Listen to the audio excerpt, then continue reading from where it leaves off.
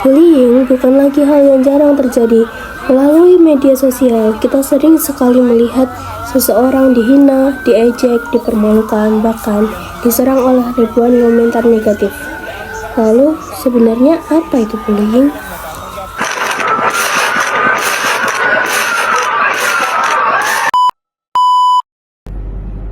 Bullying atau perundungan adalah tindakan menyakiti, mengintimidasi, mengejek, mengancam, atau mengunculkan seseorang secara sengaja dan berulang-ulang. Bullying dapat terjadi di berbagai tempat seperti sekolah, lingkungan pergaulan, tempat kerja, maupun di media sosial. Bentuk bullying tidak hanya berupa kekerasan fisik, tetapi juga dapat berupa ejekan, penghinaan, penyebaran rumor, pengucilan dari kelompok pertemanan, hingga perundungan secara daring atau cyberbullying. Kemudian, bullying seringkali dianggap sebagai candaan atau hal-hal biasa. Namun bagi korban, tindakan ini dapat menimbulkan dampak yang serius. Kenapa terjadinya dampak yang serius? Karena korban bullying dapat merasa sedih, takut, malu, dan kehilangan kepercayaan dirinya. Mereka juga dapat mengalami kesulitan seperti berkonsentrasi belajar, menurunnya prestasi akademik, serta merasa tidak nyaman di lingkungannya. Terus kemudian, jika terjadi dalam waktu yang sangat lama, bullying ini dapat mempengaruhi kesehatan mental si korban dan menyebabkan stres, kecemasan, maupun perasaan yang tertekan. Kemudian, selain berdampak pada korban, bullying juga memberikan berdampak negatif bagi pelaku dan lingkungan sekitar. Pelaku dapat terbiasa melakukan bullying tersebut dengan secara agresif, tidak memiliki empati, dan sulit membantu hubungan yang sehat. Sementara itu, lingkungan yang dipenuhi perilaku bullying akan menjadi tidak aman, tidak nyaman, menghambat terciptanya suasana positif bagi semua orang.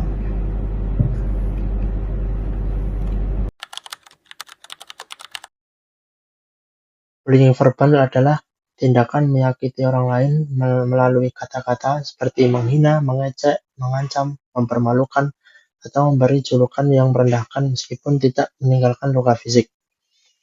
Bullying verbal dapat meninggalkan luka batin yang mendalam. Contohnya, bullying verbal antara lain mengejek penampilan, terus memanggil dengan nama menghina, terus mengatakan seseorang tidak berguna, mempermalukan teman di depan banyak orang, hingga mengirim pesan berisi hinaan melalui media sosial.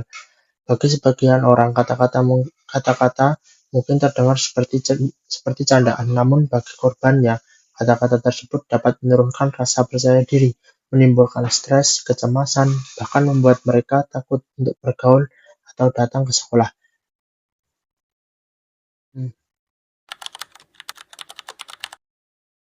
Bullying nonverbal ini adalah bullying yang dilakukan kepada orang lain dengan tanpa kontak fisik. Jadi biasanya korban mengalami tekanan mental seperti biasanya dikucilkan atau merasa dikucilkan atau merasa dijelek-jelekan. Nah, untuk contoh-contohnya itu adalah yang pertama seperti mencaci maki orang lain. Terus yang kedua mengecilkan seseorang dalam suatu kelompok, itu termasuk bullying nonverbal.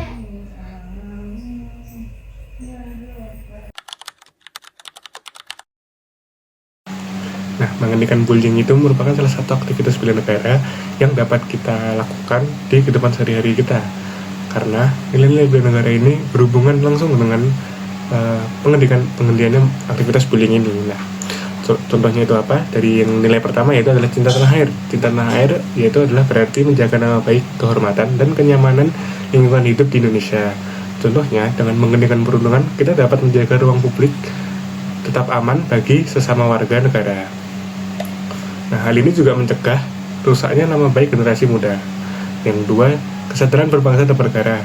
Hubungannya, nilai ini tuh menuntut kita untuk menghormati keberagaman dan hak asasi setiap warga negara.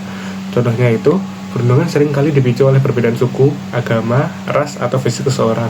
Nah, menghentikan bullying berarti kita memperhatikan toleransi dan menjaga persatuan nasional di atas perbedaan yang ada. Terus untuk nilai yang ketiga, yaitu setia kepada Pancasila sebagai ideologi negara. Nah, bullying ini adalah pelanggaran nyata terhadap sila kedua, yaitu kemanusiaan yang adil dan beradab. Karena dengan adanya bullying kita tuh merendahkan martabat manusia. Nah, untuk contohnya, ketika kita mencegah perundungan, kita sedang menegakkan nilai kemanusiaan yang adil, setara, dan beradab sesuai dengan amanat dasar bela negara. Nah, terus yang nomor 4, rela berkorban untuk bangsa dan bernegara. Nah, nilai ini tuh melibatkan kesediaan menolong sesama yang mengalami kesulitan atau mengalami penindasan. Nah, contohnya berani bersuara sebagai absender atau pembela korban dan tidak menjadi penonton yang diam. Jadi kita tuh di sini kita akan membantu ketika teman kita ada yang mengalami pembulian. Jangan kita ikut membuli, tapi kita membersamai korban tersebut agar korban itu tidak merasa sendiri dan kita bisa membersamai lah korban tersebut agar dia tidak merasa terbuli. Untuk nilai yang selanjutnya yaitu adalah mempunyai kemampuan awal bela negara. Nah, hubungannya apa? Kemampuan awal bela negara ini menyakup kesehatan psikis, kecerdasan emosional, serta ketahanan moral yang kuat. Contohnya, individu yang menolak melakukan bullying itu pasti memiliki karakter emosional yang sehat dan stabil. Nah, dengan menghentikan perundungan, kita juga bisa menyelamatkan kesehatan mental korban agar mereka dapat tumbuh menjadi aset bangsa yang produktif di masa depan. Nah, kemudian kesimpulan dari semua nilai ini adalah menolak dan menghentikan perundungan adalah salah satu cara untuk menjaga ketahanan sosial budaya negara. Nah, tanpa adanya rasa aman dari kekerasan antar sosial, cita-cita bela negara untuk mewujudkan bangsa yang kuat dan damai tidak akan pernah tercapai. Maka dari itu, mari teman-teman untuk kita stop bullying.